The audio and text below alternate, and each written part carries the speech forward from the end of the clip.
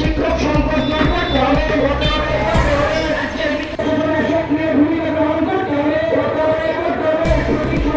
আমরা দেখলাম এই সরকারটা গোটা রাজ্যের মধ্যে আপনার এলাকার 1 কিলোমিটার অন্তর অন্তর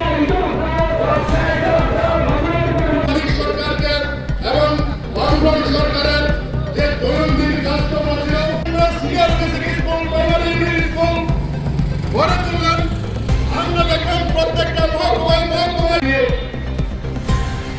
যে দাবিগুলি এই সময়ের মধ্যে ছাত্র ছাত্রীরা শিক্ষাঙ্গনে গেলে তাদের যে শিক্ষার যে মৌলিক অধিকার শিক্ষা গ্রহণ করার জন্য তাদের এই দাবিগুলি গুরুত্বপূর্ণ। এই দাবিগুলি নিয়ে আজকে আমরা এই অবস্থায় এসেছে। আমাদের দাবি রাজ্যের প্রত্যেকটা শিক্ষাঙ্গনে শিক্ষক নিয়োগ করতে হবে।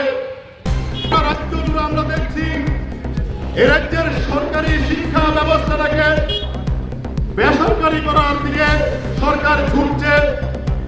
এর বিরুদ্ধে সরকারকে গুরুত্বপূর্ণ পদক্ষেপ গ্রহণ করতে হবে।